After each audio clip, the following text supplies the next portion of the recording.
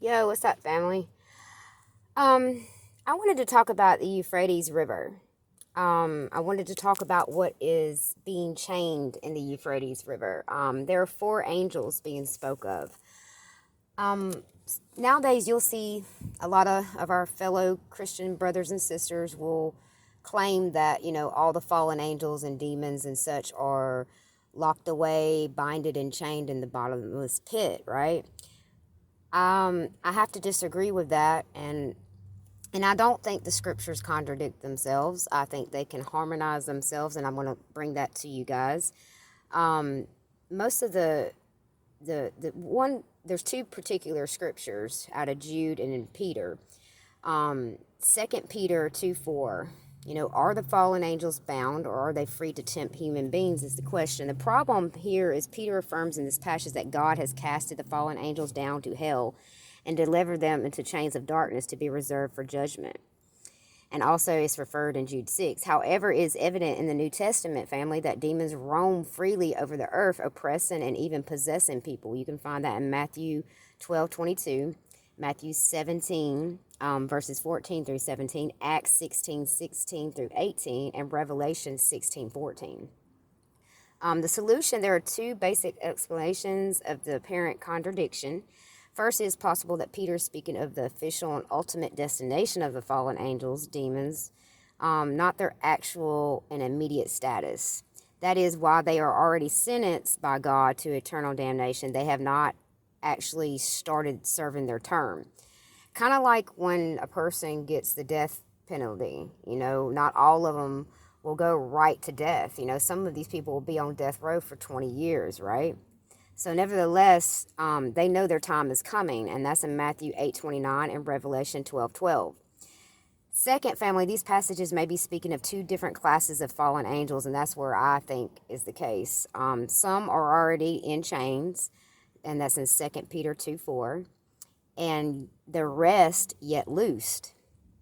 Remember, mentioning the two keys of binding and loosening. Revelation chapter 9:13 through 16. Bound is being like wrapped or held, right? So whatever you bind on earth will be bound in heaven. Whenever you loose on earth will be loosed in heaven. So I think this describes the four angels and in the river, and it's not the bottomless pit. Also, you can see some believe Peter is referring to the sons of God, angels of Genesis 6, who, married with women before the flood.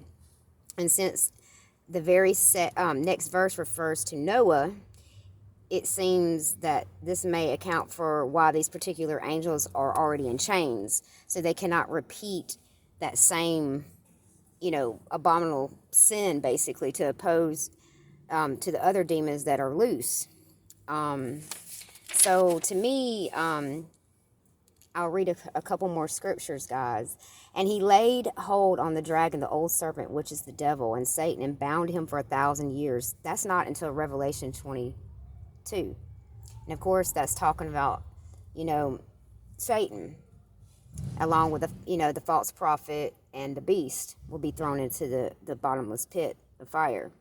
The treatment of the four angels, though, is interesting to take note because they will be temporarily released from their bondage, unlike the group of angels described in Jude and Peter. I believe the Bible is without contradiction, family, just like I said, I believe it's possible that you can harmonize all this by the possibility of the four angels are kept at a different location than the group of angels mentioned in Jude and Peter. When you read Revelation 9:14 through 15, that they will be released, prepared for an hour and day and a month and a year at the Euphrates, at the river. This indicates that these angels are reserved for a specific, a certain purpose, a certain time, primarily causing the type of chaos that leads to the death of the third of mankind. I believe the four angels of the river basically may also play a role in stirring up a large scale of conflict, like the unclean spirits will rally the kings of the earth to battle following the pouring of the sixth vial, which is in Revelation 16 through 14. I do not believe these are aliens. it's just not biblical, family.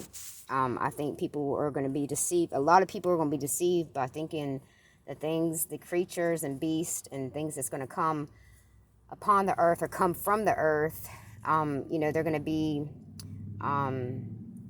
aliens, and that's not the case. Satan does fall from heaven and has the key to the bottomless pit, and that's going to happen, in Revelation.